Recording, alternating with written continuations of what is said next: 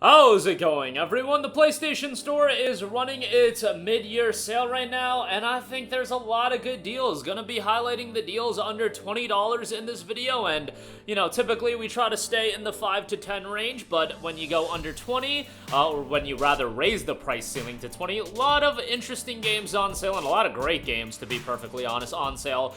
So, got about 15 deals to go over, so let's get right into it, and let's start off with one of, I don't think it's hyperbole to say, the best JRPGs of all time. Persona 4 Golden is 40% off for $11.99. Now, when you talk to the Persona fiends, I feel like they are all over the place as far as which Persona is their favorite. Some people say P3, some people say P4, some people say P5. They're all fantastic games. Persona 4 Golden is a game that I played the hell out of on the PlayStation Vita. Yes, your boy was a big Vita guy back in the day. I believe Golden initially came out in 2012, 2013, around that range. But nice to see it get ported to platforms that people actually do play games on. And Persona 4 Golden is excellent. A bit of an extension to the original Persona 4. Persona 4 has a great story, a little bit of mystery as well. Great soundtrack as well. Whenever I say I think I'll Face Myself is one of the best tracks out of Persona, people just say I'm super generic and that's like such a lame one to go with, but whatever. Heartbreak is good as well, alright? Don't come at me. Don't come for my head, for my musical taste, alright? But $11.99 for P4G. Great deal. Definitely do check that out. Next up, we have Stray, 40% off for $17.99.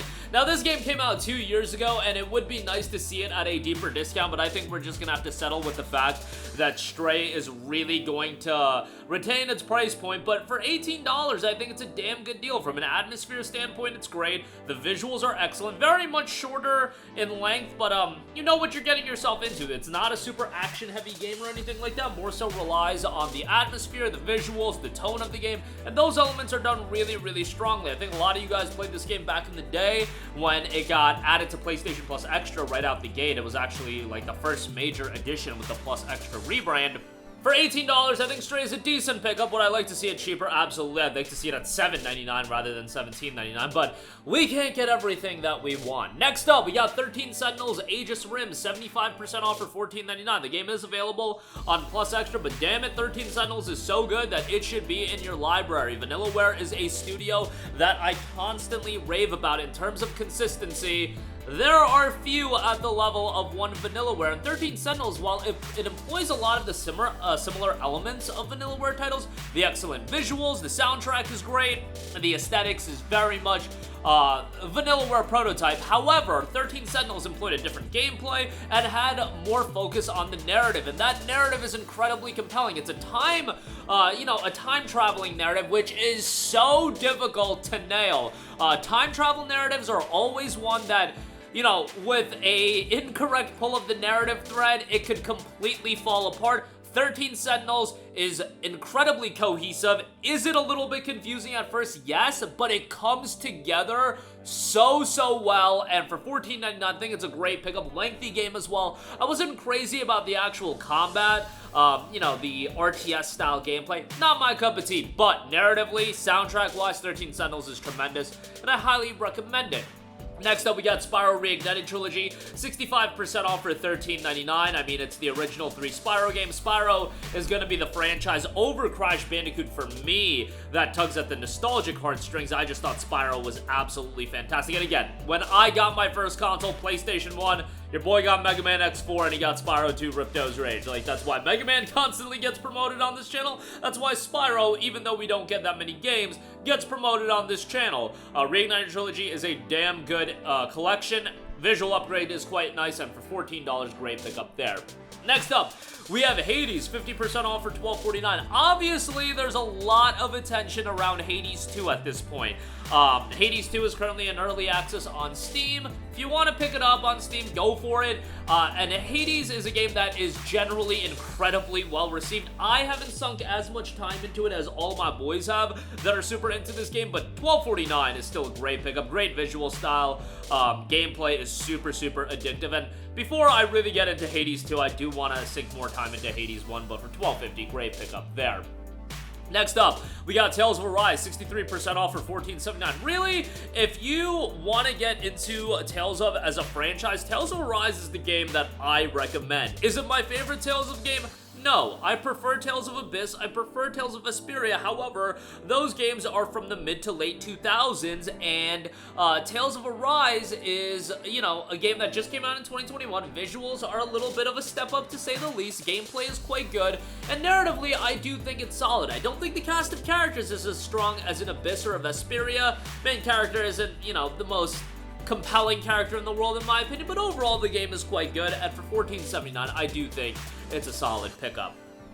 Next up, a couple of Assassin's Creed games. Assassin's Creed the Ezio Collection, 70% off for $11.99. It's the Ezio Trilogy. Really no-brainer there. I mean, it's Assassin's Creed 2, Assassin's Creed Brotherhood, and Assassin's Creed Revelations. AC2, probably my second favorite Assassin's Creed game of all time, behind Assassin's Creed 4. Assassin's Creed Brotherhood is really good, and by Revelations, I remember back in what was it, 2011 when Revelations? Yeah, 2011 when Revelations came out. Remember, the Ezio games were yearly releases. Like, AC2 was 2009, Brotherhood was 2010, and Revelations was 2011. Guys, I'll do anything to go back to those days. Yearly Assassin's Creed games, and they were quite good, but I do remember by 2011, I was like, alright, dude, I'm kind of done with Ezio, but they had the nice, you know, lair with Altair being brought in. I thought Revelations was a good game, all things considered still, but yeah, Ezio Collection is great, $11.99, great pickup there. And then Assassin's Creed Syndicate Gold Edition, 70% off for $14.99. Look, AC Syndicate is a game that I constantly go to bat for because, unfortunately, it is a game that gets the short end of the stick because it came out the year after Assassin's Creed Unity, and generally speaking, everybody hated Assassin's Creed Unity, and I feel like Assassin's Creed Syndicate felt the brunt of that from a commercial standpoint, and then ultimately, Assassin's Creed did spin into the newer style of Assassin's Creed that you see these days, and obviously, not a big fan of those games comparatively to the older games. I thought Syndicate was quite good, I thought narratively it was good, open world was fun to explore, and for $14.99 for the Gold Edition, I think that's a pretty good pickup. Next up, we got Borderlands Legendary Collection for $19.99. It's Borderlands 1, Borderlands 2, and the pre-sequel of the game's respective DLC outside of Borderlands 2's little DLC, Assault on Tiny Tina, or whatever it is, whatever it's called. Borderlands 1, Borderlands 2, and pre-sequel are all great games. Borderlands 2, in my opinion, is the height of Borderlands, but Borderlands 1 is still pretty damn good to go back and play. All three games, one collection, $19.99. Just clear up some weekends because this is going to take you a long time, and these games are incredibly replayable with the different characters and whatnot. And while Borderlands has always had a focus on the co-op play, I always say I think Borderlands is a fine experience solo as well, so definitely check that out. Next up, we got a Watch Dogs 1 and Watch Dogs 2 Gold Edition bundle, 85% off for $13.49. Look, I think this is a damn good deal. Watch Dogs is probably one of the most disappointing new IPs of all time in terms of Watch Dogs did an incredible job of generating an enormous amount of hype leading into its release, which is very uncommon for a new IP. You know what other IP did that? Assassin's Creed, and I think Watch Dogs 1, a lot of people went into that game expecting Ubisoft to pop off with a brand new IP at the level of Assassin's Creed. And much like the first Assassin's Creed, Watch Dogs 1 did fall a little bit short of expectations. But if you go into the game now with tempered expectations, I still think you can find a pretty enjoyable open world, and the premise of the game is really interesting, really different than a lot of other games. And Watch Dogs 2, I feel like much like Assassin's Creed 2, improved in a lot of areas upon Watch Dogs 1. Unfortunately, didn't really revitalize the IP like Assassin's Creed 2 did for Assassin's Creed. But what can you do? $13.49 for this bundle, I think, is really good. Some solid open world titles, definitely would give that a shout. Next up, we got Kenna Bridge of Spirits, 60% off for $15.99. Game is available on Plus Extra, but worthwhile game to go through. Visually quite good. Gameplay is a little bit simple, and it's fairly short, but you know, overall, for $15.99, I think if you're okay with an 8 to 10 hour game, Kenna is going to give you exactly that and a worthwhile experience the whole way through. Next up, if you want a throwback horror title, SIGNALIS is 30% off for $13.99. What an incredibly compelling, incredibly engrossing horror title, and the tone of this game is awesome. And I always say, when it comes to a horror game, atmosphere, tone, of utmost importance. And I'm not the biggest horror game guy, but I thought SIGNALIS was incredible, and I love the throwback aesthetics. I think it worked perfect for the style of game that it is. $13.99, great pickup here. Definitely give that a look.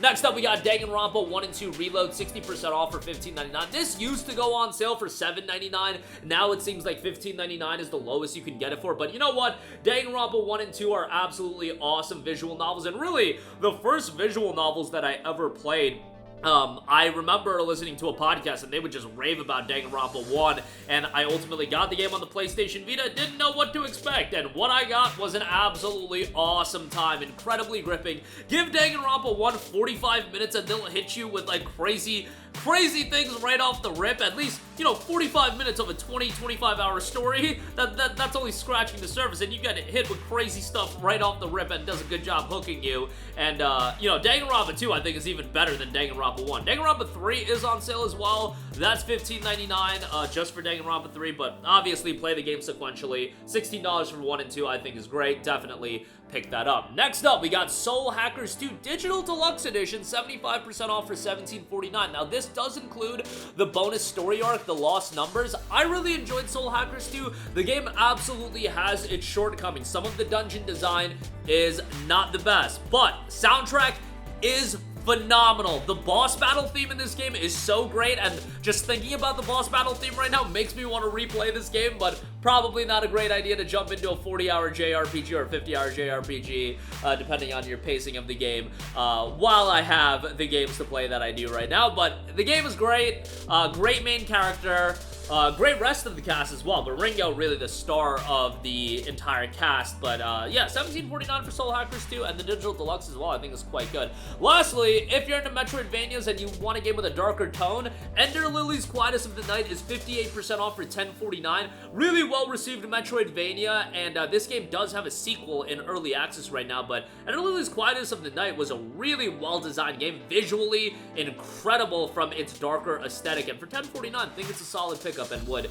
give that a shout as well. But that is going to do it for me. Links to all of these deals in the description box below. I think it's been a pretty good sale, all things considered, with the mid-year sale, but that'll do it for me. Your thoughts down below in the comment section. Sound off there. Thank you for watching, and goodbye. Hey guys, we hope you enjoyed the video, and if you did, make sure to hit the subscribe button, and if you're already subscribed, do us a favor and hit the bell icon. This way you'll be notified whenever we post a new video. That's the best way to keep up with all of our uploads, and we usually try to upload 2 videos a day. And with the bell icon hit, you'll be notified whenever we do upload a video. As always, thanks for watching.